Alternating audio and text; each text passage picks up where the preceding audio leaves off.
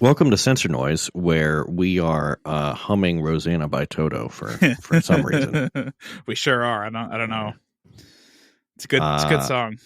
I'm Andrew, joined as always by Arthur. Arthur, hello. How's it going? It's going. It's going well. I did a whole bunch of spring cleaning this past week. Oh, very nice. And it feels good. We have a service here where they will bring you like basically a giant canvas bag. And fill it with stuff and they take it away. Yeah, I think you can actually buy those at like Home Depot or Lowe's. So they're called bagsters. So. Yeah, I thought so, but not here. Oh. Yeah. That must be a California thing. We have this company called Yellow Sack that's local. Oh, okay. All right. And they have different sizes of the sacks you can get. And then, the guy with the crane game truck comes and picks them up. I was watching him try to fit, because clearly I was when they picked mine up, it was at like the end of this guy's day. And so the truck is already mostly full. Right. Watching him use the crane to try to move the other things around and smush it in there. That'd be a fun job, I gotta say. Yeah. I would do that. Well, I actually have something to tell you that I didn't put on the notes, and that is that I bought plane tickets for Spout LAX this year. Excellent. You book your hotel room too? No, not yet. You want to do that. Okay. Because what'll happen, if you want to stay at the H, which you do, book it now, and then they get a room block usually. You can switch it to the room block.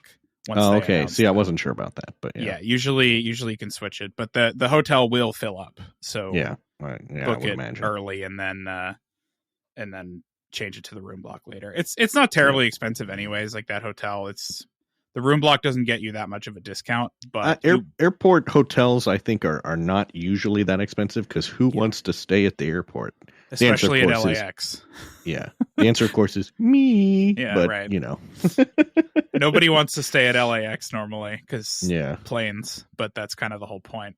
Right. But that's why you want to stay there, because the hotel doesn't let just anybody come in and use the rooftop, which you want to be on. Mm-hmm. You gotta, yeah. So nice. Anyway. That would be fun. Mm-hmm. We'll see what they bring us this year. Maybe they'll get. Last year we had DHL and Delta brought planes for us to see. Mm-hmm. We'll see what we get this year. Yeah. Boeing will show up and be like, "Hey guys, hey." There was one Boeing, one. It'll Airbus. be Boeing, Spirit, Alitalia. To be fair, of all of the ones I've been to, Spirit Airlines, the year before last, they sent representatives and brought a whole bunch of swag. They handed t-shirts, hats, sunglasses, all sorts of Spirit stuff. Mm-hmm. So they understand, although I have heard that they exited bankruptcy. So maybe they aren't totally cooked. I guess we'll find out. Yeah, are they still planning to merge with someone? Are we gonna have Spruntier? Or... They were trying to merge with JetBlue, which obviously failed. Yeah, I don't know what the plan is now. Spretblue. They have a strong brand, so I don't know. Maybe they can merge with Joann's or Forever 21. Spirit, managed by Simon Property Group. Yeah, yes, exactly. I did see a great Photoshop the other day that was a DC-3 done up in a Spirit livery. I thought that was pretty good. That's pretty good. I like that. It's like, oh, you want something other than the wicker seat? That will cost you extra. Somebody's got a mod for Microsoft Flight Simulator that lets you put Spirit on a DC-3. That's pretty good. Anyway, let's get into news. Sigma's CEO wants to make a quote-unquote serious camera, he says. Yeah. So my question is, why don't you then? Yeah, why don't you do that? Go ahead. Why did you make that? Why did you make the BF when you could have made a serious camera? I don't know. Yeah. Also, what What is it with companies in general these days only being able to work on like one thing at a time? I don't know. Do you know how many cars GM used to crank out? Like, it was ridiculous. Yeah. I don't know. They had 4 or 5 separate divisions all designing their own V8 engines that were mutually incompatible. And now it's like, well, we worked on one camera. Now we're switching gears to the next camera, and that's going to take like 2 to 3 years to make, maybe, you know. But here's the question: do you think this will be Foveon? Oh, you know, that's a good question.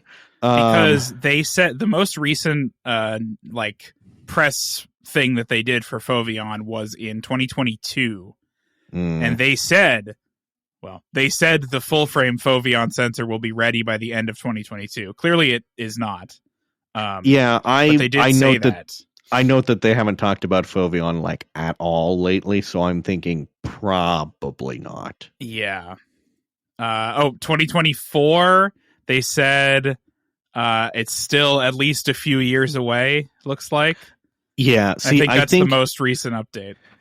I think a company with Sigma's resources probably they probably don't have enough, you know, resources to try and properly develop something like that. Well, if they had, I wonder if it's not a resources for development problem, but a like who's going to fab it problem. Well, that could be too. Yeah. We still have issues with like getting chips made. Because it's TSMC and Global Foundries really are your options. I guess Samsung too. Yeah. But Samsung isn't particularly good at optics. Sony does most of those these days. Mm-hmm. And Sigma can't afford time at TSMC probably. Yeah. So like who's going to make them for them? Well, and I don't know too, you know, like how different is a Foveon sensor from a normal CMOS to fab, you know? No clue. Because if it's different enough, then, you know, at this point, the fabs are probably going like, oh, that's so special that you'd have to pay us a boatload of money because we'd have to spin up, you know. Well, yeah, and there's no way they'll have enough volume to make it worth it either. Yeah. 9 per day in the case of the BF. Yeah. So I wonder. I don't know. And even if Sigma can find a partner, can they even make enough orders to bother? Like how many people will buy a full frame Sigma Foveon thing? Nerds will because it's cool, but like I feel like Foveon is the kind of thing that like they could put a whole bunch of resources to making it really cool and absolutely, you know, better than everything else, but I just don't think that they have those resources or the desire necessarily to do that.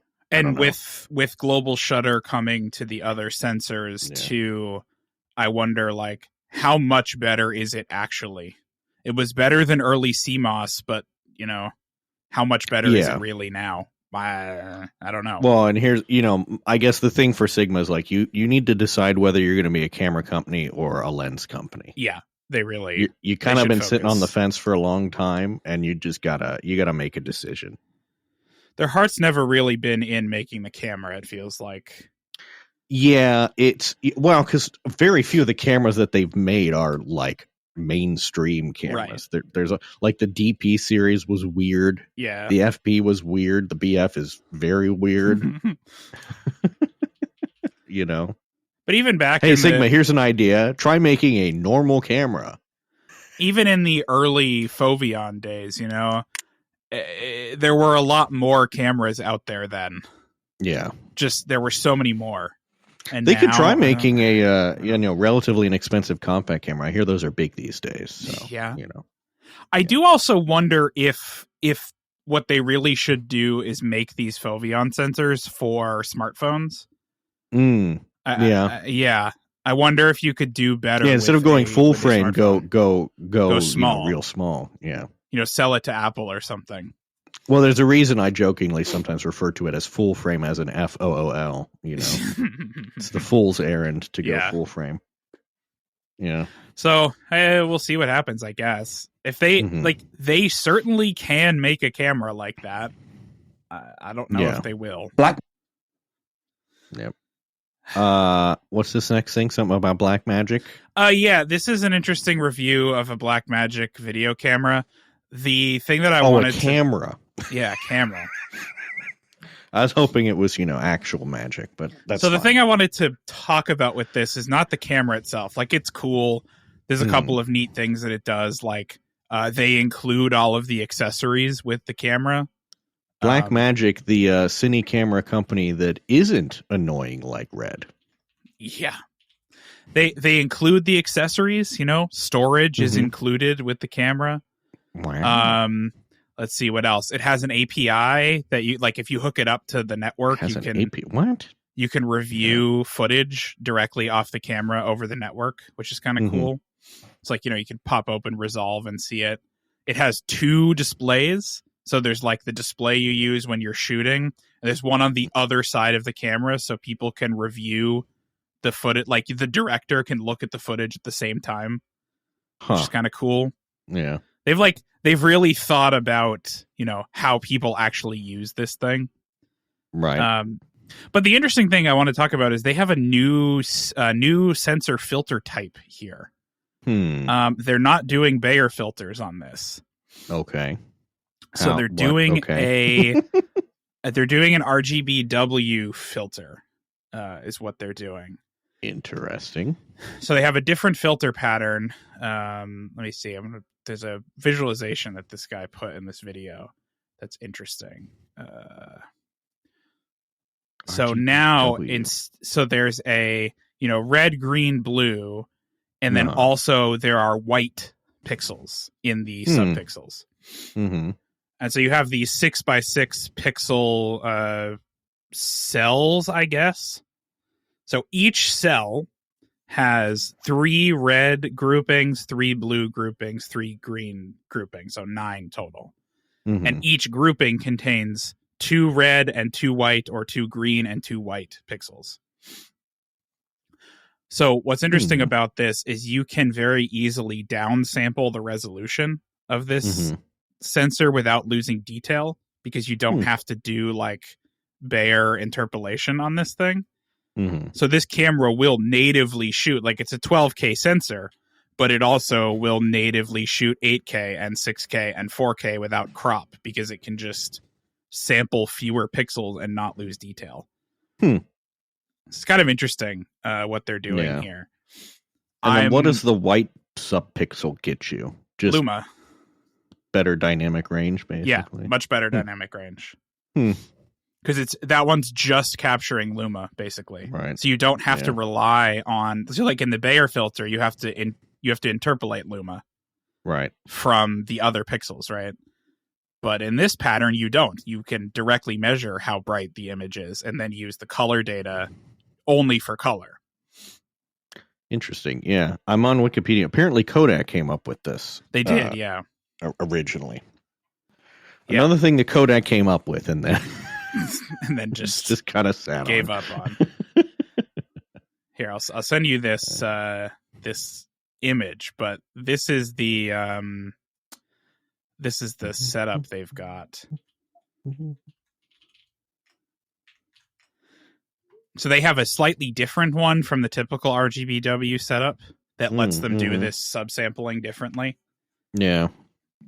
It's interesting. It's sort of a mix of a Bayer filter and an RGBW, but people seem to be really, really happy about these, especially being able to downsample without cropping. Because one thing that this reviewer calls out is that on Red cameras, if you downsample, you crop. Like Red can't do 4K without cropping, which is pretty annoying. Whereas this can. And then the other bit is the price. So it's $15,000, which is a lot. However, it's a cinema camera, so it's a cinema camera. Not that much, I'm led to believe. It includes the storage. 12K. And how much storage do you get with a 12K camera? I don't know. I forget. It's built in. It's like this is an SSD in the thing. But if you want some, it better be built in with if you're trying to write 12K at like 60 FPS. Yeah. Right. But you look at like look at a red camera, right? Red camera might be cheaper off the bat, but it includes nothing. So you have to buy all the accessories. You have to then buy like $50,000 worth of red mags.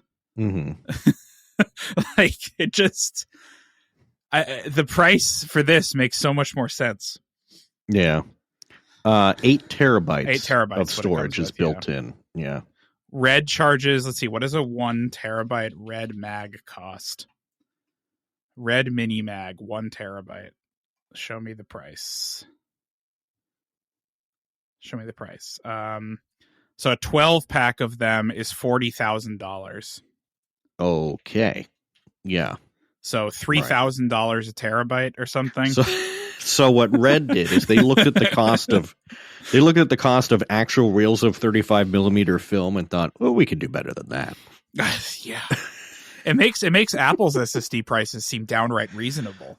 Yeah, right. It's like, oh well, geez, so I guess I'll pay $200 extra for 512 more storage. And 10 gigabit Ethernet apparently also is built in on this thing.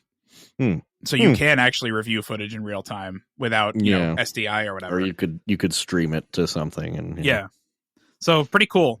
I wonder if anyone will bring like non-Bayer filters to photo cameras ever. I think it would be cool. I could see it in a medium format, maybe. Well, you forget that you can go buy a Leica monochrome that has no filters. Oh, sure, you're right. But the only real company that does different filters is Fuji, right? Yes, because they use the X-Trans matrix rather than a normal Bayer filter arrangement. But everyone else is doing Bayer filters. I think it's neat to see somebody trying something else.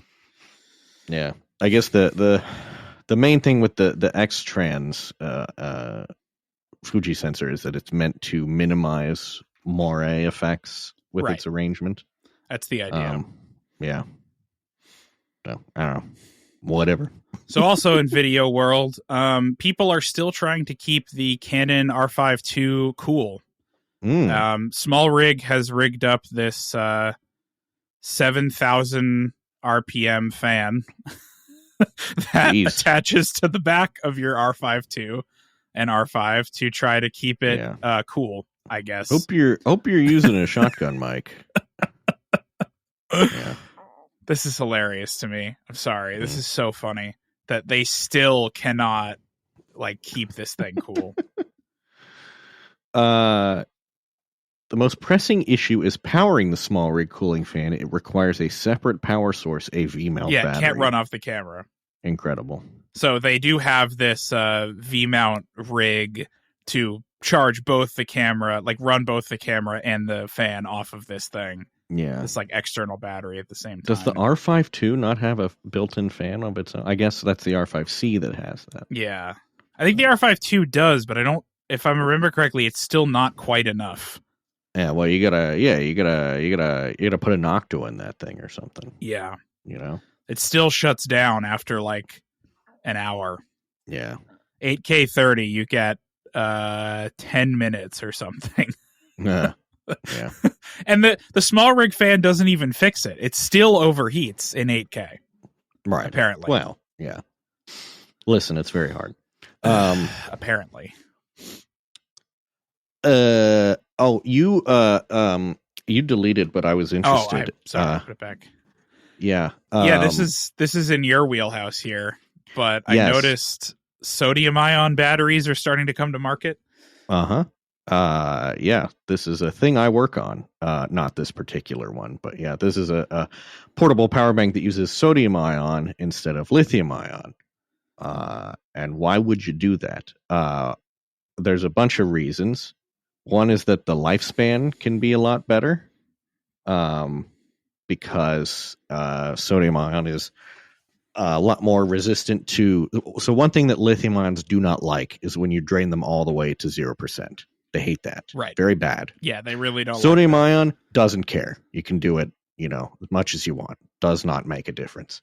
They also can generally tolerate higher discharge rates than an equivalent capacity lithium ion. Yep. And And then the other thing that's nice about sodium ion is that whereas lithium ions tend to require lithium metal, but also like nickel and manganese and cobalt, which are kind of hard to get a hold of. Sodium ion, generally what you need is sodium, which I'm led to believe we have a lot of, and iron, which we also have a lot of, and is relatively easy to get. So, one thing that's also a benefit in some ways, but a downside in others is that the discharge curve for a sodium ion is not as flat as lithium ion. So lithium ion, the voltage remains stable. It's almost exactly the same from like 80% to 20%, which can be really nice for if you're powering something directly off the battery, like it won't fade. This was a problem with like early power tools that use NiCads, is that they would fade as the battery ran down because the voltage would drop off so quickly. Yeah. But the problem with that is that figuring out the state of charge is really difficult then, because if you depend on just voltage alone, anywhere from 80 to 20%, you have no idea where you are because the voltage is basically the same. Right. Yeah. Sodium ion is a more not as flat, more like a diagonal. So estimating the state of charge is much easier and likely to be a lot more accurate. I don't know, if you'll see some like, dips in power or whatever, but probably not in something like a power bank because it's regulating the voltage. It's only outputting 5 volts most of the time. Yeah, and it's regulating that from the varying voltage of the battery anyway. Right. So I wonder if we will start to see these, because the other problem is these batteries are bigger generally. Mm-hmm. Yeah, they don't have as much capacity as lithium ion. So I wonder if we will see these for video equipment, for bigger cameras, because you care less about size and more about I could see for a video, if you're buying a video camera, they're all lithium ion right now, and you're spending a ton of money on these batteries, and you get a couple of years out of them, and you have to replace them. With one of these, you wouldn't have to replace them as often, which could be way more valuable. And they're cheap. They're just cheaper in general. Yeah. And they're also safer. They're less prone to bursting into flame. And better temperatures, right? They say this one ranges from -30 to 122 degrees Fahrenheit. The temperature ranges of sodium ion is ridiculous compared to a lithium ion. Because if you have an electric car like we do, you'll notice when it's cold out, you get a little snowflake icon on your dashboard that tells you that it's cold and that your car will go slower. Yeah. The car spends a bunch of energy heating the battery up so that it can perform. In my day job, we have a lot of customers who are sort of cross-shopping lithium ion and sodium ion, because for a lot of applications, it makes more sense to go sodium ion, especially when you consider, because you don't want to discharge a lithium ion all the way to zero, you really don't get the last 20% of capacity because you don't let it get down that low. The sodium ion, you probably still don't want to take it down to completely zero, but you can take it down to 5% or something, right? Get extra capacity. So it's like the battery capacity may be smaller, but it might be kind of a wash in terms of the usable capacity. You know? And then there's also the thing that you can shoot a sodium ion battery with a gun and it won't blow up. Right, That's a big win for vehicle type applications. Yeah. So maybe not so much for phones, but for vehicles for sure. Yeah. Although, it's also early days fairly for this chemistry. Yeah, I mean, this is the first consumer product that I know of that you can get. Yes, I believe there's been maybe 1 or 2 electric cars in China that use sodium ion batteries. Yeah, but I could believe that. It is still a pretty new technology compared to lithium ion, which is, still developing, but quite mature at this point. Right. So hasn't changed much, it feels like. Yeah. Well, we'll see what happens. See. Much cool. A lot of potential development there. So. In other things getting cheaper news, we finally have the price of CFexpress cards coming down. So Nova Chips has some new CFexpress cards, and they have a 1.6 terabyte one for $329, which is getting a lot closer to the price of like, a 2 terabyte NVMe. Yeah, it's getting closer. It's still like double the price. I mean, it's not 6 times the price. I guess I don't quite understand why they are so different when they ultimately use the same, I think one of the things is that you can put you can only use like 4 NAND chips on one of these things instead of 6 or 8. So the NAND itself is more expensive. Yeah, it's like a 2230 SSD instead of a 2280 or whatever, where it's just But there's also just the like tax. I wonder how much licensing is for the CFexpress standard. Licensing, and then also like you're not making it up in volume comparatively. No, you're not. So even though they are literally the same. And these also are the like video, this like VPG 400 certified, so you can use them for like 8K video. Where some of the older, cheaper ones that they've had before were not video certified. So they work fine for photos, but not for video. Yeah. So that's nice. I hope that the price keeps coming down because it's still kind of absurd. Yeah. In AI news, OpenAI has told the United States government that I just gotta have unrestricted access to copyrighted material. Right. Otherwise, I just gotta have it. Otherwise, China will win. So okay, let them. Yeah, they're saying it's super important that we are above the law, right, and just can scoop up everything we want because China. Yep. Basically. So let them win. I don't care. I think it was this company. I hate this company. OpenAI said this, and then some other company, Anthropic maybe or whatever, was also like, "Yeah, ditto." We join as a So cool. This bothers me, and people like Adobe will take this too and say, "Oh, we need to train on all your photos." Obviously, well, and which it's is kind of what they did for Adobe Stock, but at least there was an opt out for Adobe Stock. Well, and this is silly too because it's like we need to train on copyright. It's like what for what? So that you can do what exactly? So that you can produce another LLM. That's so that they can beat China. Obviously, clearly that's the most important thing. Beat them to what? I don't know, but you gotta. It drives me nuts. Yeah. In other, we've been saying for a while that we want there to be an X Pro 4. Yes. Since it's been 6 years since Bring me the X Pro 4. And Fujifilm says they know, which is nice, but they don't want it to be boring. What does that mean? I don't. Who cares? He says, of course, we can put the X Processor 5 and the new X Trans sensor in an X Pro 3 and call it an X Pro 4, but that's boring. That's what you do. That's what all new cameras are these days. I know. Who cares? I know. I don't necessarily want it to be like world-shatteringly different. I just want to buy a product that's not like already 5 years old. Right. Literally. That's what they did with the X106. Yeah. And they still can't produce enough of those to meet orders. Yeah. It's such a silly thing. Considering they've literally done this with the X100, and then they're like, well, wait, and the XT5 also. Like, what are you talking about? You do this all the time. Every candy manufacturer does this, and it's fine. We probably made it difficult for ourselves because we perhaps made the X Pro too special. No, it's not. The X Pro, hey, listen, the X Pro is the X100 without a fixed lens. That's what it is. It's really not just that. Do that. Yeah. This makes me mad. Come on, guys. Just produce the camera. Make the camera. We will pay for this.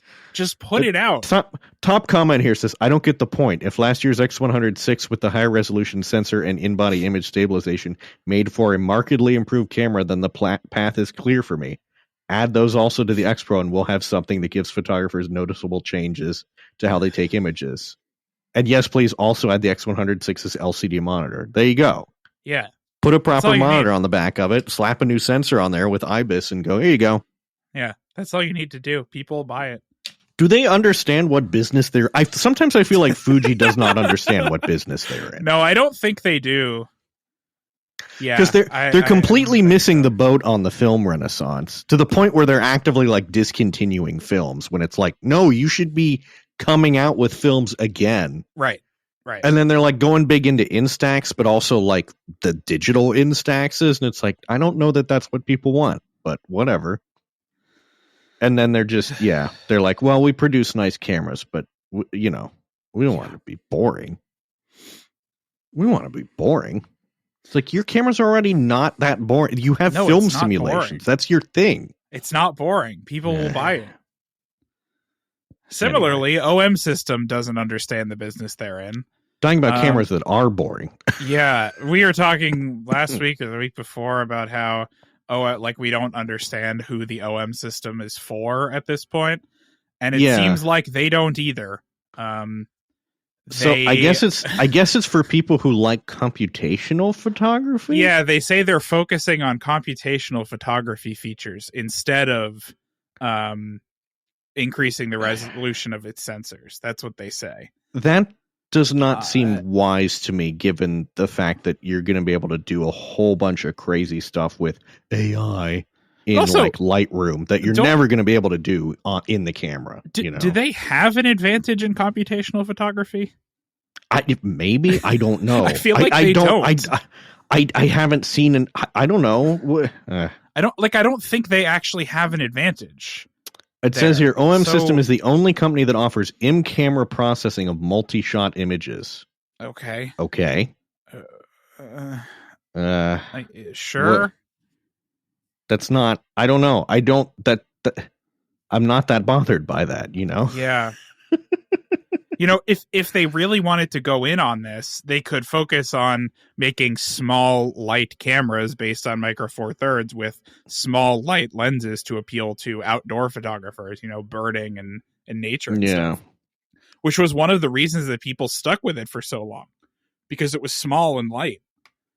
And but inexpensive, but they're not doing that either.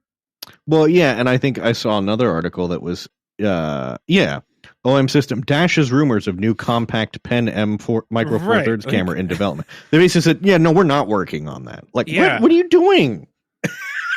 What are you doing? I don't understand I don't know what their goal is here. I don't think this is going to be a good strategy for them. This is, when I was a little kid, I used to think, wow, the people in charge of businesses must be really smart. And now I realize that they're actually all really dumb, and I'm a lot smarter than most of them. Yeah. How do you, these people need to go outside or something and actually meet, photographers and see what they actually want, Yeah. I think it's just that they just never talk to other people. I don't know. Yeah, I don't think they do. Well, you can find out how smart you are if you play LinkedIn's games. It tells you how many CEOs you're smarter than. Yeah. Mine says, because I played one of the games today, it says I'm smarter than 75% of CEOs. So I think that I think it might be higher than that, to be honest. Yeah. Come on. Do you understand the business you're in? This isn't 2004. You can't just succeed because everyone's buying cameras. Yeah. You have to actually make something interesting.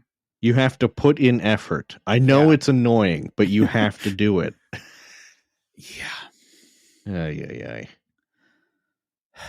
Well, that's the news. Monitor Watch returns this week because all of the monitors that we talked about ages ago are starting to actually come out. Hey, wait a minute. What is this breaking news? I had to check because I got this email. The Darkroom, a big film photography developing place, which I have used, used AI art in their most recent newsletter. Oh, no. What are you doing? Come on. What are you doing? Come on. Don't do that. Seriously? Yeah. It's not good either. Wow, this looks awful. Yeah, it looks like AI art, which is to say terrible. So to describe this, the first picture is a leprechaun holding a box, I guess, that says the dark room on it. And then the second one is a really bad image of a Pentax that doesn't exist. Yeah, well, I think that's meant to be a K1000, and then it's supposed to... Here's the thing. It's supposed to have 4-leaf clovers, I think, but that's a 5-leaf clover? Yeah, it's not a 4-leaf clover. What? Who? Come on, guys. Fire your social media person or whoever came up with this, because they don't know what they're doing. That's... You make film equipment. That's like the opposite of AI. Yeah. Film. Man, that's too bad. Yeah. That is too bad. Well, something that's not bad, monitors. They're good again. I'm replying to their email to tell them that I said I've used the darkroom for film development. I will never use it again. For film development for several years now, but if you continue to use AI art, I will quickly and gleefully find an alternative. Yeah. Good. Somebody's gotta, I don't know. Ridiculous. Who knows? Anyway, monitor watch. We got some monitors that we've talked about are coming out. BenQ is first. They're 5K. Oh wait, this is 5K 27-inch. Mm-hmm. Yeah, 5K 27-inch BenQ Designer, also known as PD2730S. You gotta love the monitor naming schemes, or numbering schemes, as the case may be. So this is the first one that's basically just a studio display. Yeah.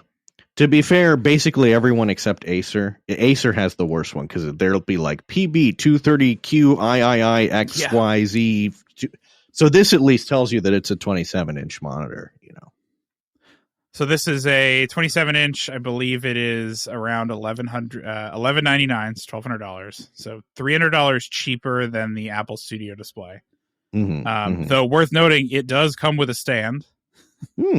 So that's nice. That's a nice bonus. It has Thunderbolt, so you can still use Thunderbolt the same USB-C, and then it has a USB-A and C hub built in as well, which is nice. It's color calibrated out of the factory, and it has a sort of nano texture type thing, I guess. They've got something. We just call that matte. We just call that a matte finish. Yeah, but when not we're not quite, being precious. It's not. Oh, it's nano not quite the matte same. panel. Okay, all right, yeah. It's a better matte. It's TUV certified for reflection free features. Right. I didn't know you could get TUV certification for that. That's interesting. To those who don't know TUV is like UL but for Europe. It's like saying it's UL certified anti glare, which is like, okay. Why? What? Sure. Surely they have better things to test. It also includes something interesting, which is the hotkey puck, not hockey puck, hotkey puck. You got to really enunciate that one. Which is basically it looks like a new look tool dial. Basically, is what it is. Yeah, I mean, this is sort of included, which is kind of cool. Yeah. Do they have one of these that is for like CAD designers where they just throw in a 3D mouse or something? I mean, that's the 3D Connection Space Mouse, isn't it? Yeah, exactly. Yeah. But this is cool. I like these like dial things. I wonder, do you think that knob review guy is still doing his thing on YouTube? Used to be I don't a guy know. Who just reviewed dials. That was it. It's like 30-second videos of him reacting. I hope to for his sake dials. that he's still working on that, because that's a good gig, I'd love to hear what he thinks of this knob. I bet it's crap, to be honest. for something that's a pack-in, it's probably not going to be great, right? Good. Yeah. But apparently you can automate both like display controls and keyboard shortcuts and stuff, so could be useful for editing. And it just comes with it. So for that $1,200, it just comes in the box. I do have a sidebar here, which is how every like computer peripherals company is coming up with their own gamer specific brand. Yeah. Like Asus has ROG or whatever. Guess what BenQ's is, or BenQ's is? It's Zowie. Zowie.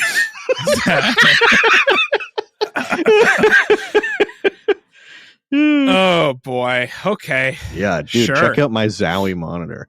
I'm sorry. You're gonna have to pick a different name. Yeah, we can't be calling it Zowie. But guys. they do have the Zowie XL2586X Plus 600 hertz gaming monitor for esports, and it has a shielding hood on it like you would normally expect for color work, but I guess that's for esports now. Yeah, maybe so people can't see your I don't know. See your I have no idea. It's weird. Yeah, Zowie now available at a So second up, Dell comes out with one under the Alienware brand for some reason.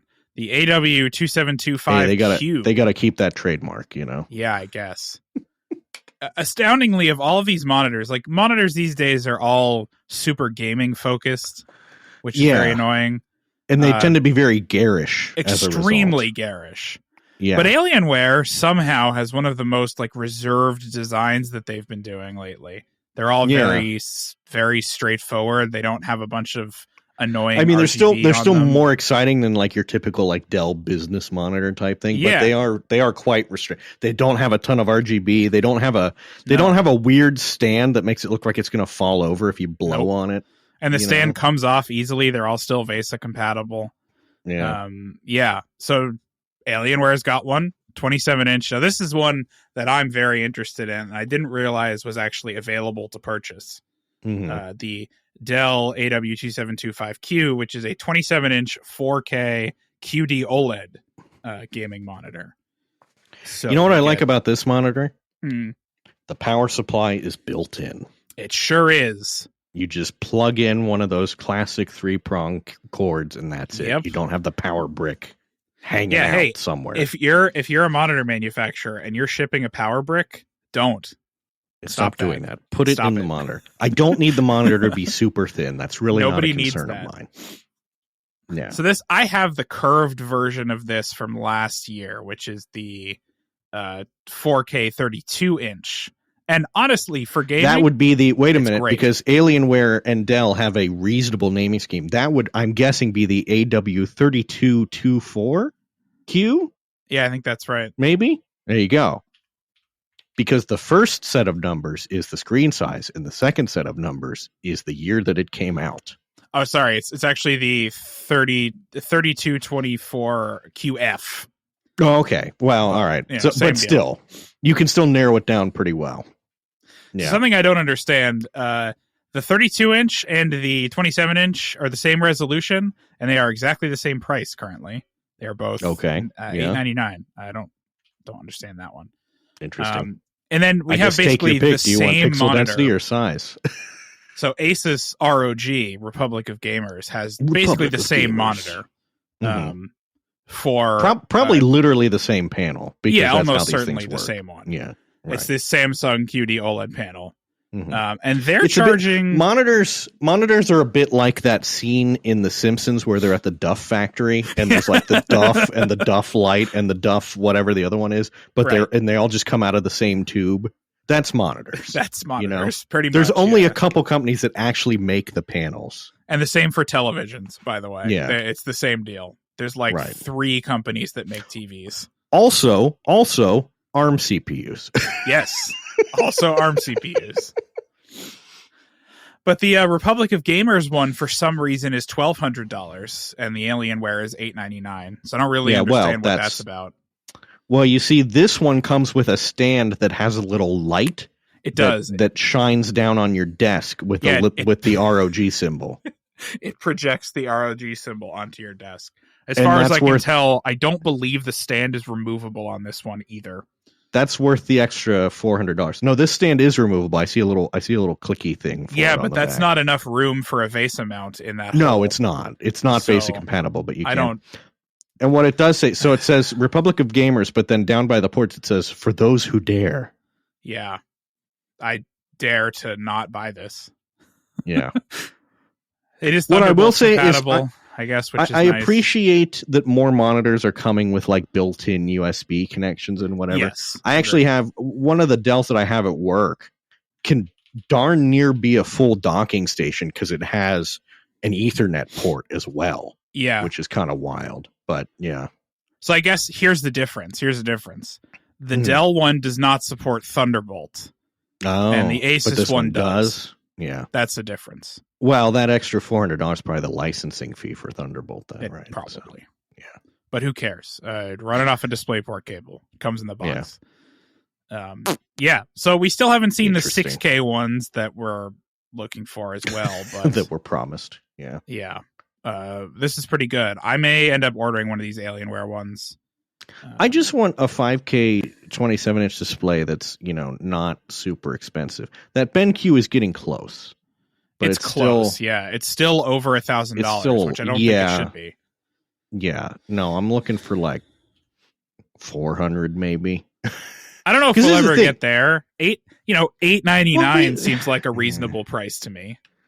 This is the thing, though, is you can go out right now and get a Dell 2722 4K monitor for $320. So that's true.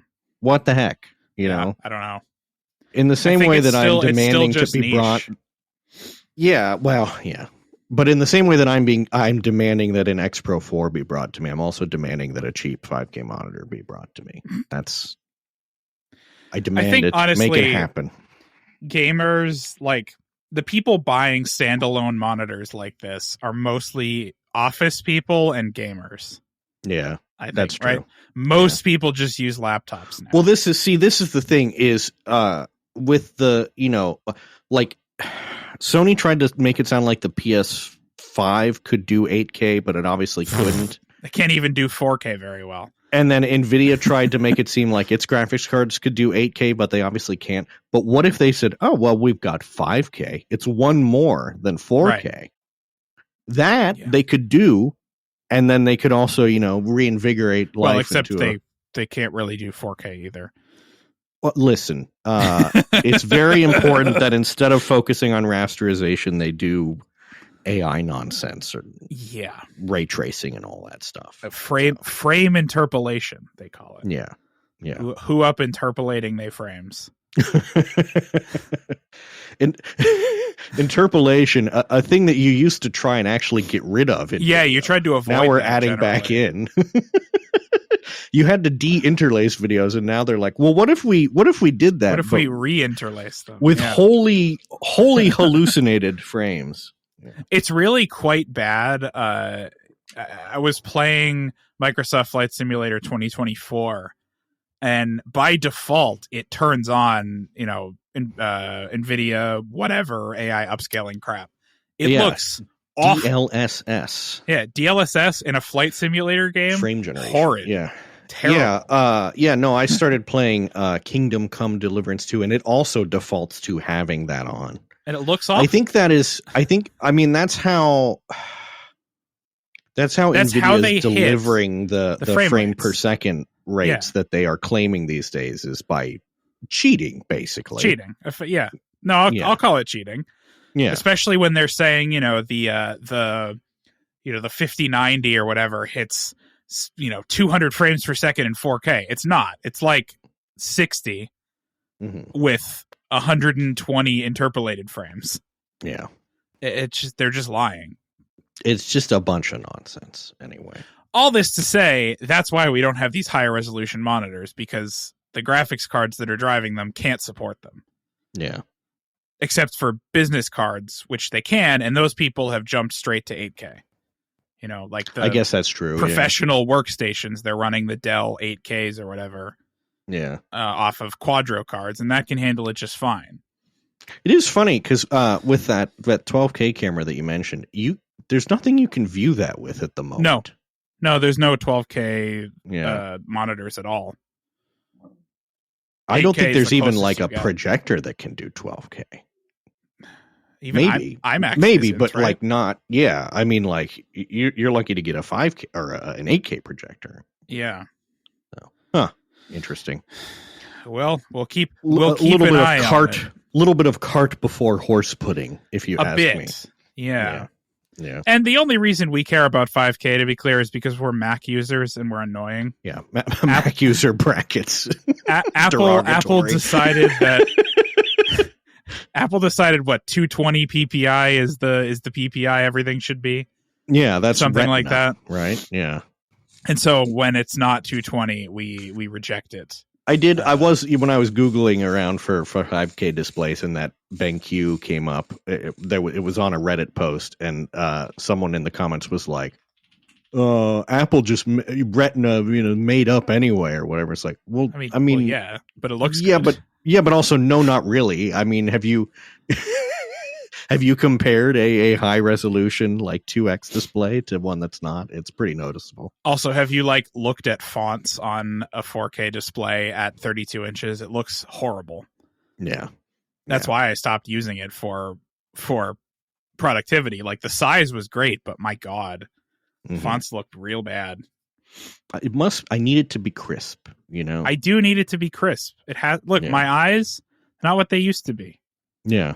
Right. I need the crisp. Right. And instead of admitting that and buying a pair of reading glasses, which I will not be doing. I won't be doing it, no. Or setting the font size larger, which I will also not be doing.